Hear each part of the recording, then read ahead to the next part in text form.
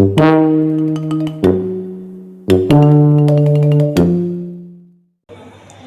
Kak, sebelumnya perkenalkan nama saya Angelita. Saya biasa dipanggil Angel.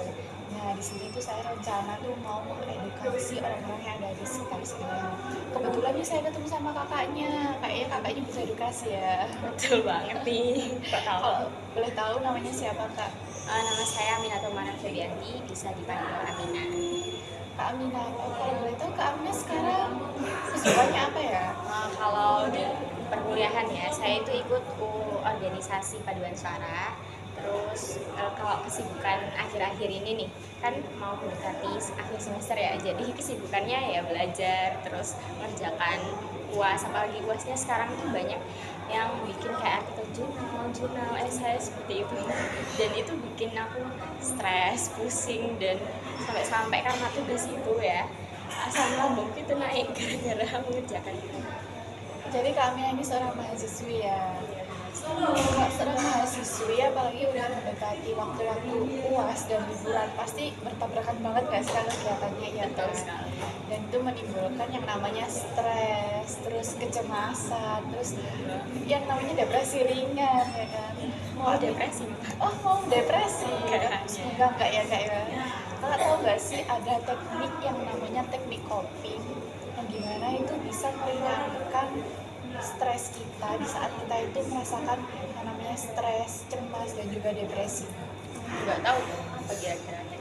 Nah, teknik coping ini itu bagus banget buat kita untuk merelaksasikan stres kita dan juga mengurangi stres kita. Teknik coping adalah teknik yang dimana seringkali dilakukan oleh individu untuk mengurangi stres pada diri kita dan juga kecemasan akibat tertekan. Nah, tekanan itu kan juga terjadi di lingkungan kita, entah itu di dunia perkuliahan, keluarga, hubungan, ataupun pertemanan.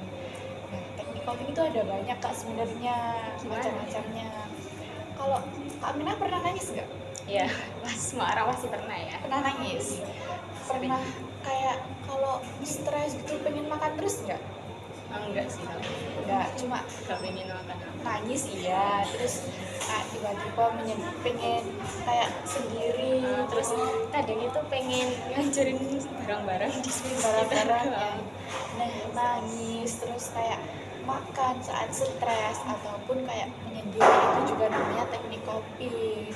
Kalau Kak Amina udah tahu teknik coping itu apa, teknik coping itu udah bisa kita rasakan sebenarnya sehari-hari kita. Walaupun terkadang itu terdampak negatif dan juga positif Kak. Maka dari itu gimana agar kita itu bisa mendampakkan ke positif. Ada beberapa teknik coping yang bisa dilakukan jarak pendek dan juga jarak panjang nih. Bagaimana tuh? Nah, untuk jarak pendeknya itu kayak semisal kita lagi stres, kita minum alkohol, itu kan nggak bagus ya buat kesehatan. Nggak banget ya. itu sih. Ya kan? Terus kita minum obat-obatan terlarang, kayak kita misal sabu lah, Narkoba gitu. gitu. Iya, bener banget Kak. Banyak banget kan sekarang artis-artis yang banyak terkena narkoba gara-gara dia stres. Nah, terus yang lain itu juga ada merokok itu kan juga nggak baik buat kesehatan kita, itu juga jarak pendek. Terus sebenarnya menangis itu jarak pendek loh Kak, gitu. Iya, jadi itu tidak boleh dilakukan terus menerus. Jadi kalau misal Kak Aminah nih lagi kayak stres, banyak tugas, terus Kak Aminah menangis terus di sepanjang hari, itu kan membuat bengkak di matanya ya kan, terus akan membuat pusing, terus kegiatan yang lainnya itu juga akan terganggu. Kadang juga ya timbul mual gitu. Ya, itu bener banget, masuk angin, ya kan, mengganggu kesehatan tubuh yang lain. Nah, untuk jarak panjang itu apa aja? Misal olahraga, kalau kita dulu saat nggak pernah, Iya. sama Akhir-akhir ini enggak. Oh, akhir-akhir ini, tapi pernah kan? Iya, Sekali. pernah, maksudnya akhir-akhir ini enggak pernah. Ya, terus yang lainnya itu ada apa aja ya, kayak kita mengalihkan kesedihan kita ke hal-hal positif atau hal yang kita senangi, seperti kayak baca buku, menulis gitu, menulis cerita apapun gitu. Terus apalagi kayak kita sholat, ya kan? Amina kan muslim nih ya, Iya. sholat, baca Al-Quran, zikir gitu.